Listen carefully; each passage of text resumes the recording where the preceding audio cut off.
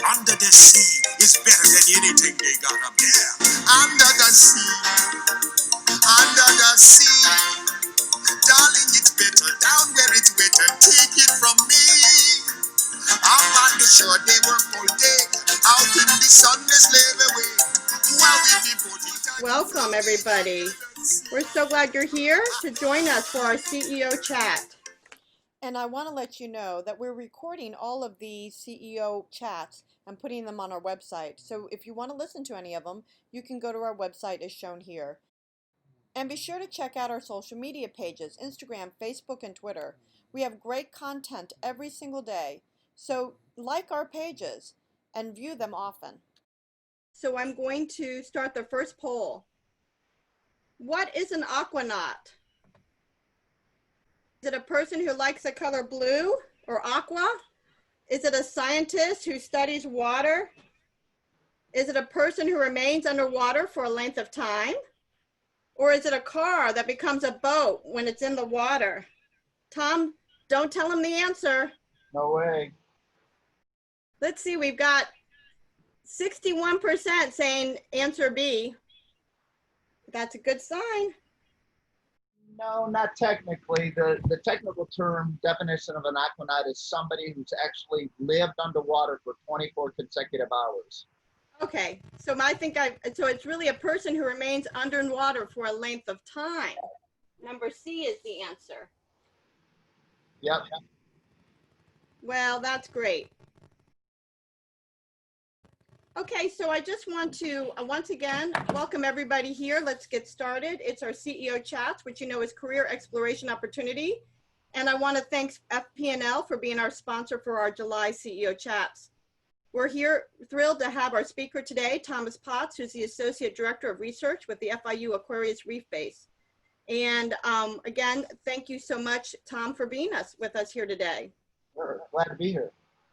Great. Let's dive in. So tell us about your background. It's kind of interesting how I came about doing what I'm doing. I grew up in a smaller, medium-sized city in Lorain, Ohio, which is right on the coast, on the shores of Lake Erie. And you know, like many kids who grew up in the 60s and 70s and early 80s, I initially wanted to be a firefighter and a pro football player, but then, you know, I found out that my talents were kind of limited. So for about 2 years, when I was 6 or 7 years old, I actually wanted to be a garbage collector. I just thought that was about the coolest thing you could do, is ride on the back of a garbage truck, getting dirty, being outside all day. So I thought, you know, hey, that's not a bad gig if you could get it. But as I grew up a little bit, I began to explore a little bit more the shores of Lake Erie. And, you know, what I found out was it was pretty spectacular. So I started getting this huge attraction and love for the outdoors, and primarily for the water. And that's when I was about 8 or 9 years old that I knew that I wanted to spend time studying and protecting natural resources. So even though I didn't take any advanced courses in high school, I primarily took your basic courses. I wasn't in any AP or advanced courses, but I had a real affinity for life sciences, you know, biology and ecology, and that really interested me. But you know, growing up in Ohio, I was about 500 miles from the nearest access point to the ocean. So a kid who grew up during my time really had limited options on what they wanted to do, if they wanted to do natural resource management. So naturally, I decided that I was going to become a forest ranger. So I went to a small school, liberal arts college in Alliance, Ohio. I majored in biology and minored in chemistry. And then when I was a junior or senior in college, my advisor at the time said, hey, you know, things are really starting to happen in the marine realm. There's a lot of money being put towards research in marine biology and marine geology. He says, you know what, that's really a budding field, and maybe you should take a good hard look at, you know, reassessing your plans to be a forest ranger. So my senior year, I decided that I was actually going to follow his advice and take a chance. Here I am, a kid from Northeastern Ohio, and then I decided I wanted to be a marine biologist. So I was 18 years old, relocated to Wilmington, North Carolina, where I embarked on my studies um, at the University of North Carolina, Wilmington, and actually got my master's in marine biology in 1991. So that's sort of a quick look at the first 20, 21 years of my career path, getting to where I am today. But that's very fascinating. So you wanted to start out doing the garbage trucks, and you turned into a marine biology. That's quite a change. It That's is. amazing. So how long have you been actually been a marine biologist working with FIU's Aquarius Reef Base? Yeah, so it's kind of interesting. My, my life really as a marine biologist started when I was still as a graduate student. So most people, when they're in graduate school, make money one of two ways. They either become teaching assistants, where you work with a professor and teaches labs, etc., or they become research assistants. So I happen to be fortunate enough to be invited to work on a research grant with the federal government with the National Undersea Research Center at the University of North Carolina, Wilmington. And what this grant did was match the latest technology with marine scientists worldwide, so it would help them better um, understand or find a better way to work through some of the methodology through their research. So within the first few years of my work at UNCW, I was still doing my thesis work, but I was also spending a considerable amount of time working on this other grant. Um, and I was fortunate enough it actually took me to the Gulf of Maine looking at lobster research, where we would be where we used technical diving capabilities and got down to about 250 feet. We then went later on into the Gulf of Mexico using remotely operated vehicles, which are robots that fly on a tether from a ship. And we started looking at hydrothermal vents and methane seeps in the Gulf of Mexico. And my job was pretty much as a technician, as anybody who would go ahead and do anything to help the scientists get their work done. And then finally, right before I graduated, I had the opportunity to work on a research cruise in the Puerto Rico Trench, where we use submersibles looking at some of the undocumented life forms there. So, by the time I graduated, I had a pretty neat opportunity to do a lot of different things using a lot of technology throughout the Gulf of Mexico and along the East Coast and in the Caribbean. And then when I was graduating in 1991, UNCW took over operation of the Aquarius Undersea Laboratory. So we took it over from St. Croix. Another sister institution was giving up the grant, and we decided that it was in our best interest to take over this research facility. I had just graduated with my master's in 1991, and I immediately relocated to Key Largo, where I helped set up the program, the research facility here in the Keys that would ultimately become the home of Aquarius.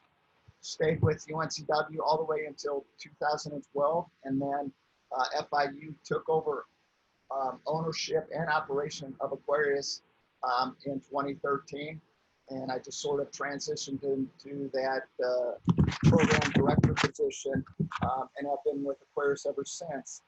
So, a lot of students ask me, how do I prepare for a job interview, et cetera? And I said, I really don't know, because this is the only job I've ever had in my life, working as a marine scientist in some capacity with Aquarius. Wow, that's amazing. In fact, it was one of my questions. What kind of education, training, or background does your job require? Oh So yeah. if someone wanted to do what you want to do, how would they go about? Okay, so first of all, you sort of got to take a look at, everybody says they want to be a marine biologist, and then I taught a few undergraduate classes, and we sort of have to take a step back and sort of say, what kind of career track do you want to take as a marine scientist? So the most obvious one is, students want to do research. And this is probably the most exciting part about being a marine biologist is there's a blank canvas. You can sort of decide whatever project you wanted to do and actually spend, 2, 3, 5 years or a whole career working on a specific area in marine science. You know, you can look at it for reef reproduction. You can dive, you know, in 20 feet of water. You can dive down to 200 feet of water. You can do all your research in the marshes or along the shore. You don't even have to leave the lab to be a successful marine biologist. I know a number of people who work primarily in the lab, and they just get their specimens brought to them by people coming back from research cruises. And you know, use a variety of different tools to address your question. You know, the Oh, second, that's, yeah, I'm sorry. I was just going to say, that's so cool. Keep going. Yeah, no, so, and the second part of this, and none of these are really mutually exclusive. You don't do one and not the other. A lot of times you're doing these things simultaneously, but there are people who really specialize in, you know, data analysis. As these marine scientists collect all this great information, you have to be able to make heads or tails of it, make sense of it, so something can be done with it. So that is a unique niche that some people really gravitate towards. Those are, you know, we get a lot of database managers and computer scientists who don't really want to do the field research, but are really interested in the marine biology aspect of things, but they want to do modeling and how things are, you know, happening out on the reef and how they can project what will happen in the next 50 or 100 years. The part of marine science that really caught my attention sort of as a geek is this whole tech and engineering development. While I did my work on fisheries and artificial reefs and using sound to attract different fish, I was really interested in the technology end of things. You know, how do robots talk to one another underwater? How do we communicate with divers in the water? How do we set up remote cameras or create these neat ecosystems on the bottom? Like this image right here is actually taking water samples that are coming from the effluent of the sponges. So as it's respiring, we can see how much CO2 the sponge is actually taking up. Or these two chambers down here can be heated, so we can artificially increase the temperature, place corals in them to see what rising temperatures would do to corals. And then, you know, you can, you know, as we start to look at different organisms deeper and different environments, you got to think about, how am I going to collect these things? So now you're creating these different tools, like how to collect these jellyfish and soft bodied animals from the bottom, from, you know, 2,000 feet deep. What is a typical day for you when you're down there? Oh, geez, In you that, know, yeah, it could be anything. You know, from us here at Aquarius, it's sort of broken up into a variety of different paths. So you sort of, it all depends on you know, what you're doing. So here at Aquarius, we put scientists underwater for anywhere from 5 days to 45 days. So you can either, let me see, I'll actually see if I can find the slide. So, you know, we have 2 habitat technicians that actually live inside Aquarius, and these people are responsible for making sure that, you know, everything, all the aquanauts, the 4 other aquanauts, are healthy. They're getting their work done. The habitat technicians are monitoring the divers, and sometimes you are even working with the scientists as a support diver if they need it. But since there's only 2 habitat technicians, we have a whole shore-based system that ranges anywhere from 6 to 20 people during any mission. And these people are in charge of making sure that all the medical equipment, if there's an emergency, all the medical equipment is up and running and ready to go. We have to re-provision the habitat. We go down to Aquarius every day and we bring food, water. We'll take up scientific samples to the surface. We also have a number of divers that come down from the surface and interact with the aquanauts. So we have to have a support team that supports the guys from the surface, let alone from inside Aquarius. And we also have a command center here at the shore base, where somebody monitors this watch desk right here 24 hours a day. And all communications are run through this watch desk. And we can see what the life support systems inside Aquarius look like at this time. We communicate with the aquanauts. So this is really the brains of Aquarius, and it's back on shore. And this is run as manned continually. And it's very often that you'll find, as all these things are going on, we'll get a group of school kids that come in, and our educators will run these education programs. with school kids ranging from 4 years old up through college. So that's sort of, it depends on what the day is. I could fill any one of these jobs. Wow, that's amazing. Oh my gosh. Some of our kids might want to join you. I would love to have them. So let me ask you, with all that we're going through in our world today, especially with the pandemic, what challenges are you facing now that that were different than what you had with any challenges you had before the pandemic started? Sure, just like everybody else, we're dealing with this whole social distancing issue. And as you can tell from most of these pictures, now think about Aquarius, it's sort of like a school bus, and if you put 6 people inside there, you can't really social distance. So our operations have been put on pause until we get some sort of clarification, so we get a handle on what's happening with the pandemic before we can actually put people in close contact with another, either inside Aquarius or on the boats. And even here at the office, we are working in shifts. So I'm in my office all by myself. Half of the operations staff works in the morning, the other half comes in later in the evening. So those, the social distancing thing really puts, a crimp into the research plans and the operations plans for what we're trying to do. Well, I can imagine, because you're in such close contact with each other, especially when you're on the base. Yeah. I'm also curious about the environment, because that's what you do. You work with the underwater environment. How has it changed? Is it positive changes that you see in our environment due to COVID-19 and people slowing down during the pandemic? Do you see that underwater? Yeah, see, I wish we did. You gotta, the ocean is a huge ecosystem that took, 100 years to really start to mess up with increased CO2 and increased temperatures. So it's going to take more than, a 6 month or a 1 year slowdown or shutdown to really see any noticeable changes out on the reef track. What we are seeing, though, is, at least, along the shore here, is as people don't come down to the Keys on a regular basis during the shutdown, we're noticing that far less trash is showing up, washing up here at the cuts and the inlets, and even around the docks. It's amazing. We made a comment to one another that we said, geez, by keeping people out of the Keys, maybe the local waters are getting a chance to sort of, catch their breath, as we're not, dumping enough trash, from boats fishing right near shore, or from people fishing shore. So you think in the long run, there will be some positive that comes out of this? I think so. Anytime you can sort of press pause, but this is it's like throwing a log on a fire. Once that log gets burning, it takes a while for it to really start to slow down. So, we're still going to, there's still going to be some time that has to take place before we see any noticeable changes on the bigger ecosystem. But the small scale, we are starting to see a little bit of improvement.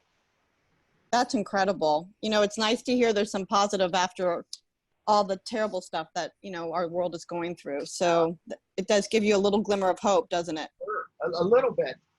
Yeah, a little bit. So, usually in the middle of our conversation, I like to throw up a second poll. So I'm going to ask our tech guru, Javier. I like to call him our tech guru because he's just amazing. Javier, if you would throw up the second poll for me. So let's ask the kids. I know you've been talking about what you do underwater. What is an ecosystem? Is it a community of living organisms? B, the study of economics? C, the place where organisms live? Or D, underwater studies? So let's see, what do you all think? Is it A, B, C, or D? I bet Tom knows. I bet, we have a lot of students on the call, but we also have some great teachers out there. And I bet a lot of our teachers, the science ones especially, would know. Javier, let's show those results. So 74%, Tom, said a community of living organisms. 74%, that's a high percentage. What do you think? I think they're pretty much spot on. But you know what? The 3 people who said C are not totally incorrect. Right. The places where organisms live. So that's very close, right? Yeah. Yeah. Well, that was good. Good for you, kids. I think you did really well. So, what do you think, Tom? Tell me, what is the best thing about your job? What do you love the most? I love the fact that on any given day, I'll be doing something different. So when I was a kid, I never wanted to do a job where my dad worked in a factory and he did the same thing building cars. He put the same part on the same car every day of his life. So the best thing about it here is today I'm talking to what 50 or 100 students and teachers. Tomorrow we may be diving, doing well in 3 weeks, if we're lucky, we'll be doing part of our coral monitoring project. And then, you know what, in September, if the mission comes out in September, we'll be talking to the International Space Station from Aquarius. So the best thing is, the variety, the ability to do a bunch of different things. Wow, that is really cool. The space station and the Aquarius station, we're talking together. I want to see that. Yep, it'll be broadcast live. Oh my gosh. And I have to just share real quick. I was looking on your website and I'm hoping you'll share that with the kids on FIU's website. They had video of things that some of the other aquanauts were working on, and there was a shark and a fish kind of going at each other right outside their window. Yes. Do you know what I'm talking about? Yeah, yes. So oh my gosh. Yeah, that was during one of our Mission 31 in 2014. So typically at night we'll put the lights on and it'll attract smaller fish, and we'll get medium-sized sharks that swim around Aquarius, 4, 5, 6 footers. We also have a number of large Goliath grouper that can grow up to 6, 7 feet long. So that one night, the big giant Goliath grouper was actually able out there, and you can actually see him chase barracuda and shark. That was incredible. So I encourage everybody to get on the FIU website. Just Google Aquarius Reef Base and you'll find the website, and you can look at videos of things like that. And that really got me. I loved it. I couldn't stop, like, oh my God. It was so cool. So what do you think is, what do you wish someone would have told you before you started this career? Do you have any advice? Yeah. When I first started, it was sort of like the traditional. I wish somebody would have said there's different ways to work in marine science. I sort of took the traditional path, went through school, went to graduate school, sort of stayed in academia or government. But you know what? It's really cool. It's a really neat time now because, there's nothing that's going to stop an 18 or 20-year-old from forming their own company, addressing a need in the marine sciences. And I really wish, I had that opportunity. It really wasn't an option when I was younger to do something that brave, but it's almost second nature now. And, I sort of stayed in the focused on STEM. I kind of wish I would have branched out a little bit more and explored some more of the art and the social sciences, because there's different ways to reach people as we start to explore different aspects of marine science. And I think art and social science, architecture, and all that kind of stuff has a real place in it that I wish I would have explored when I was younger. Oh, that's really good advice, because we do a lot of STEM programs, but we also do a lot of art programs, and we're trying to give a well-rounded opportunity for our kids. And you just kind of put it right all together that even here, a marine biologist in the sciences really could benefit from learning all different aspects. Yeah, so it's kind of, I'll share a quick story with you. Is we're looking at what the next generation underwater lab is going to look like. And everybody says, yeah, let's turn it over into an engineering group. And you know what? An engineering group would make the best underwater habitat, but you know what? It would be very functional. So somebody finally said, hey, we need to get an architect and some art students to actually design a place that people want to live in, not just be, functional like an engineer might design. That's amazing. Oh my gosh. So anybody out there that wants to be an architect, you can also work underwater. That's great. You know what? We've got some questions coming in. Why don't we start going through the Q&A? I'm going to ask you some of the questions that the kids have and the teachers, the attendees have sent in. So Erica wants to know, what was the hardest challenge you had to face to get to where you are today? Science is hard. And there's no two ways around it. Science is hard, and you've got to really dedicate yourself to it. As a, as a boy growing up in the 70s and 80s, you know, it was not really cool to be a scientist. So that was really a challenge for me as to how to balance, you know, my friends and my social aspect while still trying to, you know, do the work that was necessary. And finally, I got to the point where I said, you know what, I'm going to be the best student I can be. And, you know, that's in its sense really cool. And, you know, so I sort of got a lot of street cred from being the smart guy in the group, whereas I maybe not have been the most athletic one. But, you know, fighting these stereotypes of, you know, scientists should be a certain way, that was quite a challenge. Okay, Impress wants to know, I have a question. Do the people that go underwater take breaks to change the air tanks? Because he's asking, he's not sure how long the air tanks can last. Right. So That's a good question. yeah, that's excellent. So if you're inside Aquarius themselves, so the air comes down from the surface. If you're diving outside of Aquarius, we either run a hose back to the lab and the air is constantly being fed to the diver, or if you have tanks on the back, typically those tanks will last you about an hour and 10 minutes, depending on what you're doing. Then you'll need to go to a refill station out on the reef and pop your head up, and it's a bucket. Like if you took a bucket and pushed it in the water, there's an airspace that remains. The divers stand up inside that bucket, you know, their waist is in the water, and they'll plug in a hose to a compressor that's running back to the laboratory, and they'll be able to fill their tanks away from Aquarius. And it takes about 15 minutes, and they usually take a sandwich out with them and store it inside this gazebo, this bucket, and they'll eat a sandwich as the tank is being filled up. Oh, that's very cool. Very cool. How far out is that reef? Let me just ask from the land. Yeah, so from, you know, as the crow flies from Tavernier, it's a little bit over 5 miles or so.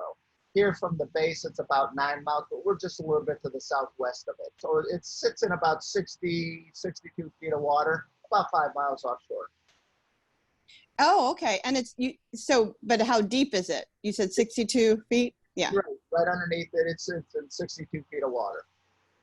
Very, very cool. Okay, so Erica's asking, what was something you discovered working in your field? Was there something really cool you discovered? Yeah, so it's amazing how much sound plays a role in animal behavior and attraction. So my whole master's thesis, I was wondering why all these fish were attracted to artificial reefs. And off of North Carolina, sometimes the visibility is so poor that it's, you know, 10 or 15 feet. I'm thinking, how are all these fish finding this artificial reef? And after a series of experiments, we found out that if water current that hits a solid object actually creates Karman vortices. And it makes this underwater sound that is you can't hear as a human, but fish can pick up with their lateral line. So they are actually using this quote unquote underwater sound to locate this structure, never even seeing it. Wow, is that kind of like a sonar? Pretty much, but it's passive. So they're just sort of picking up the water currents hitting this reef. So they're actually not putting anything out themselves. They're just sort of listening. That's very interesting. I never knew that. That's so cool. Very cool. So let me ask you this. Isabella wants to know, what do you find when you go swimming? Isabella, it depends what I'm looking for. It's amazing.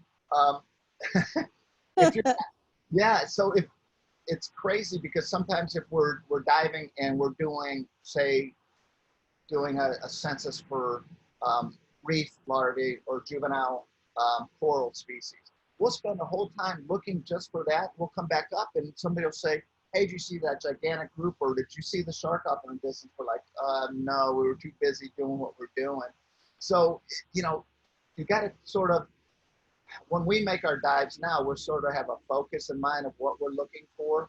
So we don't, I wish we did take a little bit more time to sit back and look at everything, but we see anything from Goliath grouper to, I've actually seen a sailfish in the water, eels, dolphin all the time, spotted eagle race. On any given day, you just don't know what you're going to find.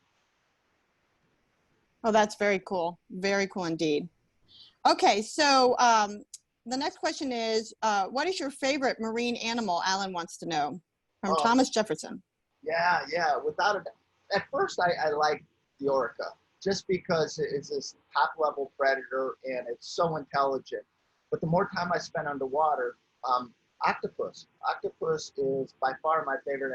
It's so inquisitive, and the intelligence level as an invertebrate is sort of off the charts. It's to the point where I won't even eat, octopus or calamari in a restaurant anymore, just because it had this sort of connection to this animal. That's by far my favorite animal. Oh, wow. Yeah, I can understand that when you kind of fall in love with the animal, right? Yep. Yeah. So Louisa wants to know, how old were you when you started to become an aquanaut? So I started diving when I was an undergrad, so I was probably 19 years old, and I became an aquanaut in 1993. We've run 138 missions at Aquarius. I was fortunate enough to be on the 4th Aquarius mission. So I've been an aquanaut for 30 years. Wow, that's great. Okay, next question. If you could work in the same field but work in another place, where would it be? Geez, well, I don't know specifically, but I know growing up in Ohio and then doing my graduate work off of North Carolina, I don't want to go any place where it's cold. So, I would love, I did some research in Fiji and absolutely love the South Pacific. But right now, if I had the opportunity, I would probably work off the east coast of Africa, off of Tanzania or Mozambique or somewhere along there, because the coral reefs are just fabulous in that area. Oh, wow. Well, let me ask you the question. Speaking of that, where else have you traveled and worked in, or at least just dived, went diving in the reefs around the world? Oh yeah, so we've done the Gulf of Mexico, Gulf of Maine, throughout the Caribbean. Actually, we spent some time working in Baja California, looking at hammerhead sharks. Spent about a month in Fiji in the South Pacific doing coral coring.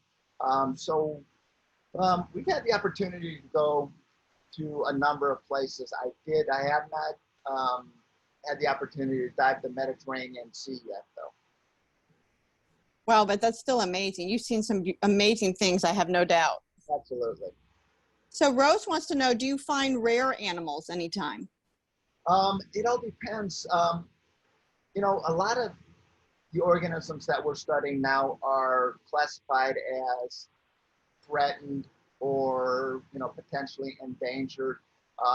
So we do come across those organisms, certain grouper species that are pretty rare.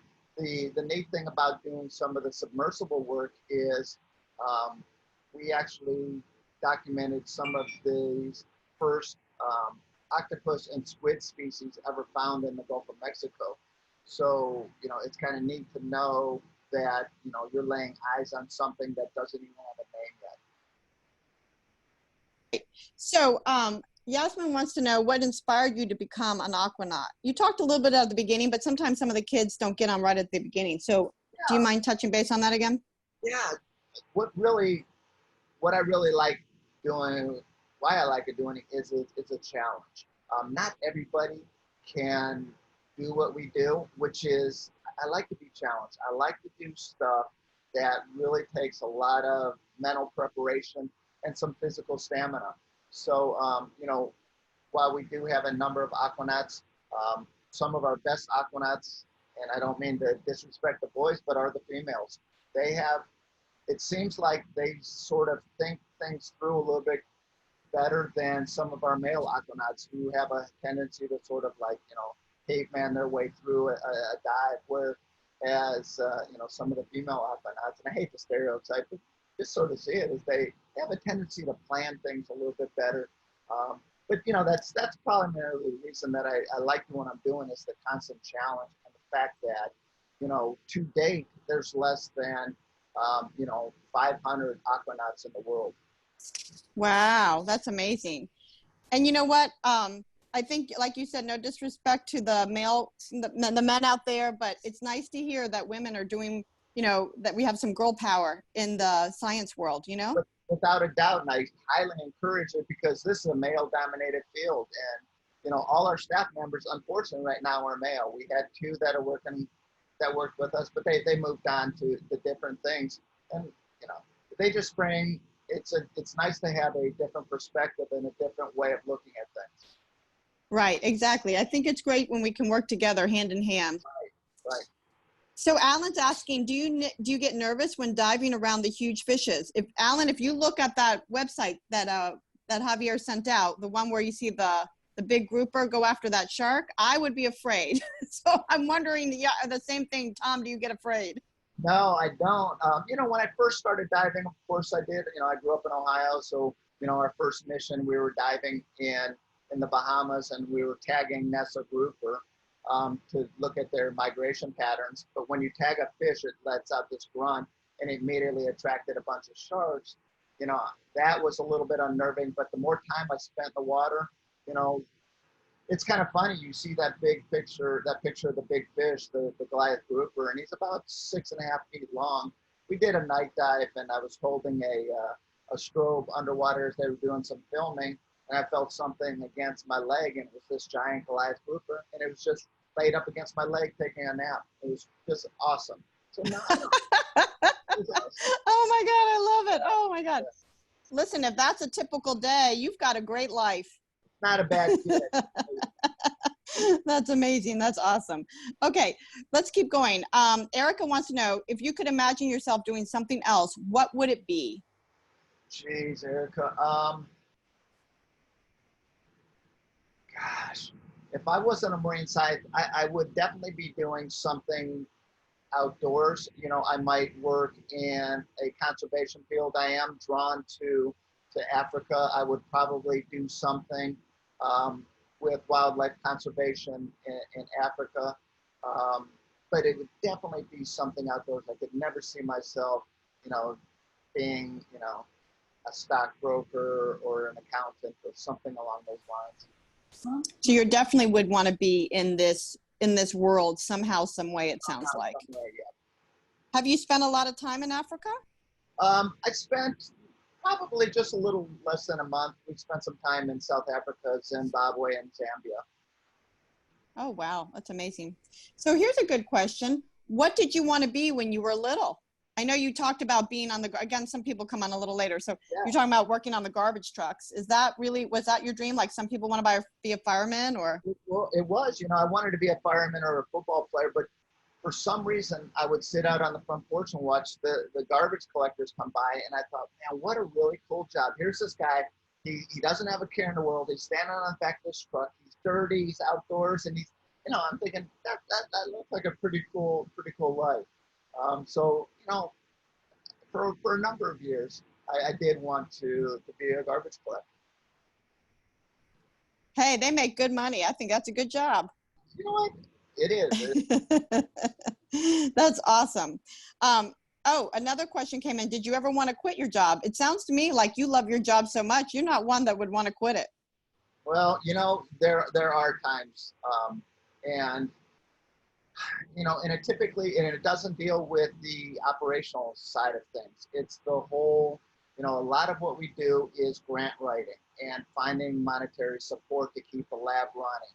And, at times, you just look at, what happens, some decisions that are made, and then you find out your funding might be cut. And it's really disheartening because you know how much time and effort you put into it. And then somebody who really doesn't even know what you do and the value that you provide to addressing some of these real world environmental issues, decides to cut your funding or do something to, change how you operate. And that's super frustrating. And, I never really wanted to quit, but there's times I just shake my head and say, I can't do this anymore. And then we go diving and I feel better. Yeah, I think every job has that. We have good days and bad days, right? Yep. Yeah, and I think you pointed out something that's really important. You do a lot of grant writing. So, even being an aquanaut, you're outdoors, you do all these amazing things, but you have to do a lot of writing and have a lot of those skills. Oh my gosh. And I didn't realize that until I got to graduate school. So you could be the best scientist in the world, but if you cannot form a structurally sound sentence, you're going to have a hard time making it in this field or any science field, because a lot of what you do is either writing grants, and then after you do your research, you ultimately have to end up publishing it, because research is no good unless you're actually getting it out to people who can make a change. So if you cannot articulate what you're doing in writing, you're going to find yourself constantly fighting a battle that you're not getting your message across, and you may not be getting funding. Writing is sorely underappreciated in science. Wow, that's really good information, and it's good for our kids to remember the importance of learning how to write properly, because we're going to need it in our jobs when we get older. Yes. Yep, yep. Okay, so next question: how many people normally go on a dive together? That's a good question, Alan. Right. Yeah. So typically it all depends on what you're doing. If we're diving from the surface, we always buddy pair. So you're always diving with another person, and we typically don't dive in more than 2 or 3 paired teams. So, a good buddy dive team would be 4 people. 6 people starts to get to be a little bit too many people in the water. Even from Aquarius, the most we'll ever send out at once is 4 people. It just seems the more people you put in the water, and unless you're trying to do something that requires a lot of hands in the water or fins in the water, you're more effective by keeping the team small and working in shifts. That's great. That makes a lot of sense. Yeah, makes a lot of sense. Okay, so let's see. We're getting close to the end of time, so I'm just going to, we just have a couple more questions. Daniel wants to know, have you ever discovered a new animal underwater? Well, I haven't, but I was on a submersible mission where we called it the Dumbo octopus, and it was this first sighting of this octopus that actually had sort of these membranes right on it, and it looked like Dumbo the elephant from the cartoon. And we named it the Dumbo octopus, went back, and then finally scientists from the Smithsonian found out that it was never documented. They ended up naming it about a year later. Unbelievable. So you actually discovered a species. That's incredible. When was that? That was 1989 or 1990. Wow, that's incredible. I think the kids put in the chat if you've ever heard of an elephant octopus. Dumbo if not, Google it. Yep. Dumbo octopus. Yep. Amazing, amazing. Okay, so another question was, do the animals feel pain? Personally, they probably do, especially some of the more advanced animals with more advanced nervous systems and pain receptors. I think so.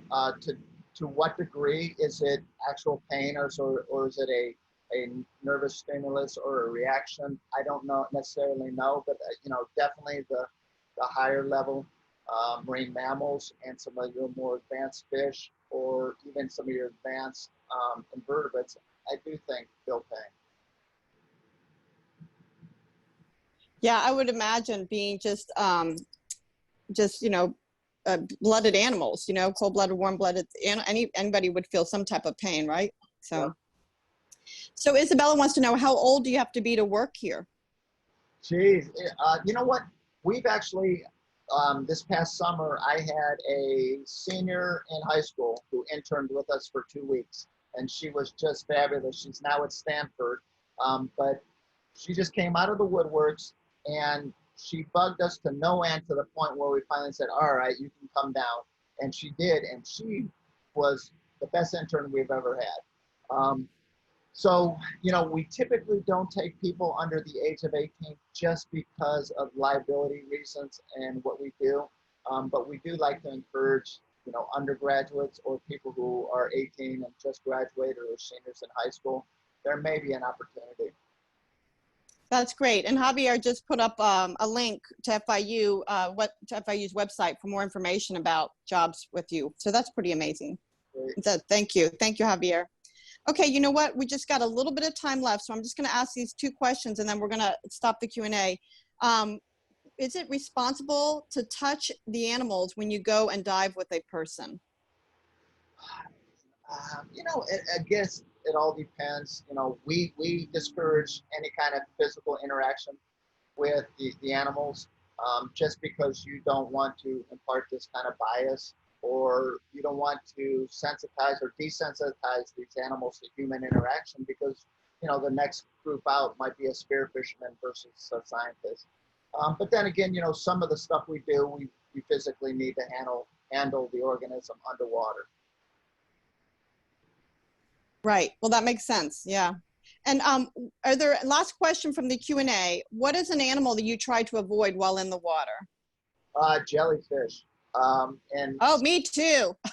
sometimes it's so hard to, and especially in late summer down here in the Keys, they're just everywhere. And they're passive, and they do what jellyfish do, and we end up swimming through them, and then I spend the next 3 days, with welts on my neck or on my hands, and it's just miserable. I remember as a kid on the beach, man o' war, some of the kids were touching, and we got, oh my God, it was horrible. So yeah, stay away from the jellyfish and the man o' war for sure. That's great. Well, you've been so great, Tom. I really appreciate you joining us. But before we go, I want to ask you, do you have a favorite quote or words of wisdom that you'd like to share with everybody? Without a doubt, and I still do this, and I've told my son this one all the time. And this is my favorite quote, and a football coach actually told me this: if you take care of the little things, the big things take care of themselves. So, as you think about how do we live underwater, how do we dive to 20,000 feet, how do we reach Mars? It's a big thing. How do don't take you can't eat that whole elephant in one bite. But if you start to address the little things, you do enough of the little things, the big things, the answers show up by themselves. So like you'd never study for this gigantic exam all in one night, but if you did it over the course of a week, you find out that it's way easier. Great advice. Great advice, Tom. Thank you. Sure. You know what, if you take your screen down, I'm going to try and put mine up again. And as we thank Tom for being with us today, he's been such a great speaker for us. And Tom, I have to say, someone put in the chat that they have seen the Dumbo octopus, and they said it was cute, but a little weird looking. Awesome. I love that animal. I also want to just thank FP&L again for being our sponsor today. They are sponsoring all of our July CEO chats, so we're really thankful to FP&L for being our sponsor. And all of you, next Thursday at 3:30, we have another chat, and we are going to have Graham Fondre, and he is an opera singer. He's actually spent his life doing opera and Broadway. He started an organization called Magic City Opera, and he's the founder. He's performed all over the world, including the Met, Metropolitan New York City Opera. He's performed all over through Europe, and he's also been on Broadway. So he's going to be with us next week to talk about his career and how, if anybody's interested in becoming a performer, how he did it. So thank you once again, Tom. You've been great. We really appreciate you being with us today. Really interesting stuff. And again, love the virtual photo behind you. Sure. Like you're underwater now. Yeah. So Julie, you have my email address. If anybody wants to drop me an email, I'll be more than happy. We got a little bit of time with, the pandemic. And so I got a little bit of time to answer emails. So I'd be happy to share anything I have. That's great. I'm going to definitely send that out to everybody. Everybody, thank you for being with us. Please remember to be well and safe. Take care of each other. Have a great week. See you all next week. Bye-bye. Bye-bye. Under the sea, darling, it's better down where it's wetter. Take